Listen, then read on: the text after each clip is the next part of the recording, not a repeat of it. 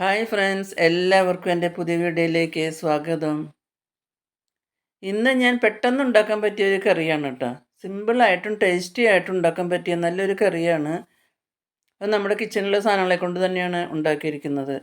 ഇപ്പം നല്ല മഴയൊക്കെ അല്ലേ, ഈ മഴയ കാലത്ത് നമുക്ക് ചൂട് ചപ്പാത്തിയും ചൂട് ചോറിൻ്റെ കൂടെ ചുടേ കഴിക്കാൻ പറ്റിയ നല്ലൊരു ടേസ്റ്റി കറി തന്നെയാണ് കേട്ടോ. അതും നമ്മളെ വീട്ടിലുള്ള സാധനങ്ങൾ തന്നെയാണ്. പെട്ടെന്ന് ഉണ്ടാക്കുകയും ചെയ്യാം, നല്ല ടേസ്റ്റിയാണ്. അപ്പം നിങ്ങൾക്ക് എല്ലാവർക്കും ഇഷ്ടാവും ഈ കറി.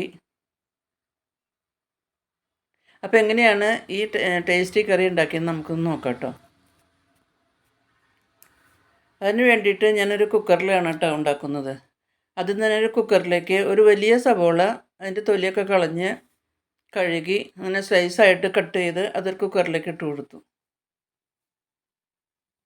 ഇതിപ്പോൾ എണ്ണയൊന്നും ഇട്ട് വഴറ്റണില്ല കേട്ടോ, ഇതെല്ലാം കൂടി കുക്കറിൽ വേവിച്ചെടുക്കുകയാണ്. അപ്പോൾ ആദ്യം തന്നെ സവോളയാണ് ഇട്ട് കൊടുത്തത്.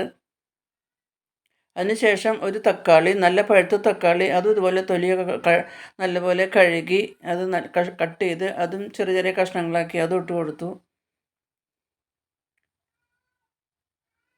അതിനുശേഷം നമ്മൾ അതിൽ വഴറ്റണമൊന്നുമില്ല, ഇഞ്ചിയും പച്ചമുളകൊക്കെ ചതച്ചതാണ് ചേർക്കുന്നത് കേട്ടോ. ഇതിൻ്റെ കൂടെ ചതച്ച് ചേർത്ത് നമുക്ക് വേവിക്കുകയാണ്. അതിനുവേണ്ടി ഇതാ ഒരു കഷ്ണം, വലിയൊരു കഷ്ണം ഇഞ്ചി ചതച്ചത് അതും കൂടി ചേർത്ത് കൊടുക്കുന്നുണ്ട്. ചതച്ച് ചേർക്കണം കേട്ടോ, അങ്ങനെ അരിഞ്ഞതല്ല, ചതച്ചതാണ്. ആ ഒരു കഷ്ണം ഇഞ്ചി ചതച്ചതും അതിനുശേഷം ഒരു 5-6 വെളുത്തുള്ളി ഇതുപോലെ തൊലിയൊക്കെ കളഞ്ഞ് കഴുകി ചതച്ചതും അതും ചേർത്ത് കൊടുത്തു. 2 പച്ചമുളക് നെടുകെ കീറി അതും ചേർത്ത് കൊടുത്തു കേട്ടോ.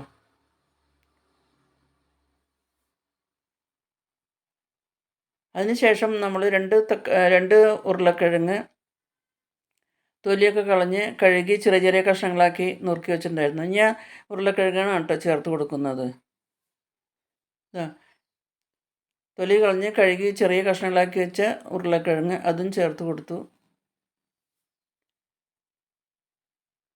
അതിനുശേഷം അതിലേക്ക് ആവശ്യമായ ഉപ്പും കൂടി ചേർത്ത് കൊടുക്കുന്നുണ്ട്. ആവശ്യത്തിന് ഉപ്പും കൂടി ചേർത്ത് നമുക്ക് നല്ലപോലെ ഒന്ന് ഇളക്കാം.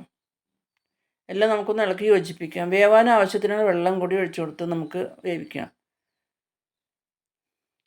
വേവാൻ ആവശ്യമുള്ള വെള്ളം കൂടി ഒഴിച്ച് എല്ലാം നല്ലപോലെ ഒന്ന് ഇളക്കി യോജിപ്പിച്ചു.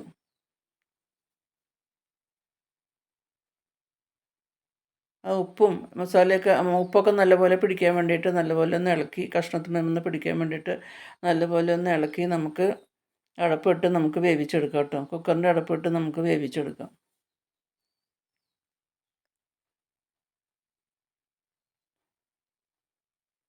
കുക്കറിൻ്റെ അടപ്പിട്ട് വേവിക്കാൻ വെച്ചു കേട്ടോ.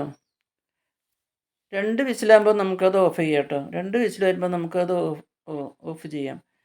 ആദ്യം തന്നെ ഒരു വിസിൽ വന്നു,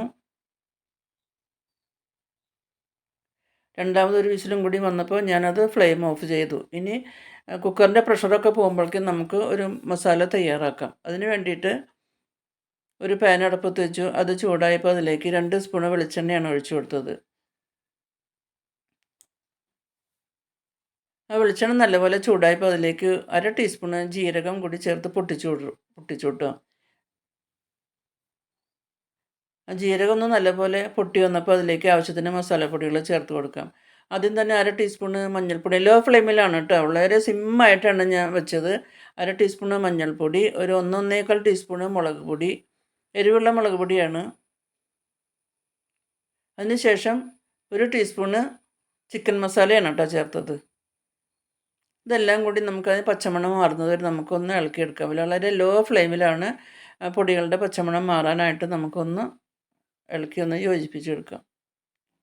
അതിലേക്ക് ആവശ്യമായ ഉപ്പും കൂടി ചേർത്ത് കൊടുക്കാം കേട്ടോ. നമ്മൾ ഈ മസാലയിലേക്ക് ആവശ്യമായ ഉപ്പ് ചേർത്ത് കൊടുക്കുക. ഉരുളക്കിഴങ്ങിൽ ഉപ്പ് ഇട്ടുണ്ടായിരുന്നല്ലോ, അപ്പോൾ ഈ മസാലയ്ക്ക് ആവശ്യമായ ഉപ്പും കൂടി ചേർത്ത് അതിനുശേഷം കുക്കറിൻ്റെ പ്രഷറൊക്കെ പോയി ഞാൻ ആ കുക്കറിൽ വേവിച്ച് വെച്ച ഉരുളക്കിഴങ്ങും സവോളയൊക്കെ വേവിച്ച് വെച്ചിട്ടുണ്ടായിരുന്നല്ലോ, അത് ഈ മസാലയിലേക്ക് ഇട്ട് കൊടുത്തു കേട്ടോ. അതിനുശേഷം അതിലേക്ക് ഒരു 1/2 ടീസ്പൂൺ പഞ്ചസാരയും കൂടി ചേർത്ത് കൊടുക്കുന്നുണ്ട്. ഇനി എല്ലാം നമുക്ക് നല്ലപോലെ ഒന്ന് തിളപ്പിച്ച് വീണ്ടും നല്ലപോലെ ഒന്ന് വേവിച്ചെടുക്കാം കേട്ടോ. എല്ലാം നല്ലപോലെ ഒന്ന് തിളപ്പിച്ച് വേവിച്ചെടുക്കുമ്പോൾ നല്ലൊരു ടേസ്റ്റി തന്നെയാണ്. ചപ്പാത്തിയുടെ കൂടെയും ചോറിൻ്റെ കൂടെയൊക്കെ കഴിക്കാൻ നല്ല ഒരു കറി തന്നെയാണ്. ഒരു വ്യത്യസ്തമായ രീതിയിലാണ് ഇങ്ങനെ ഈ ഉരുളക്കിഴങ്ങ് കൊണ്ട് കറി ഉണ്ടാക്കിയത്.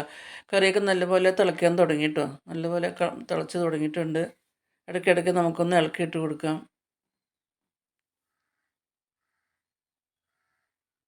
ഇതൊക്കെ നമ്മുടെ കിച്ചണിൽ എപ്പോഴും ഉണ്ടാകുന്ന സാധനങ്ങളല്ലേ.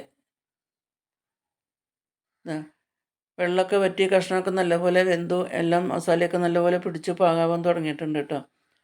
കുറച്ച് വെള്ളം കൂടി ഒഴിച്ചു കൊടുക്കുക. ഒരു ചുടുവെള്ളമാണ്, ഒരു അര ഗ്ലാസ് ചുടുവെള്ളം കൂടി ഒഴിച്ചു കൊടുത്തു. വീണ്ടും നല്ലപോലെ ഒന്ന് ഇളക്കി യോജിപ്പിക്കുക.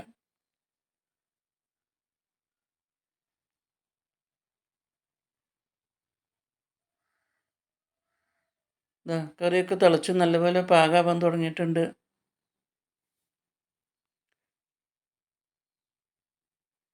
ഇങ്ങനെ ഉണ്ടാക്കുന്ന കറി എല്ലാവർക്കും ഇഷ്ടപ്പെടും കേട്ടോ.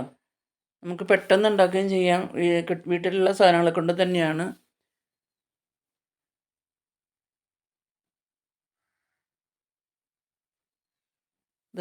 ഇടയ്ക്കിടയ്ക്ക് ഇങ്ങനെ ഇളക്കിക്കൊണ്ടിരിക്കുകയാണ്. കറിയൊക്കെ നല്ലപോലെ പാകമായി വന്നു.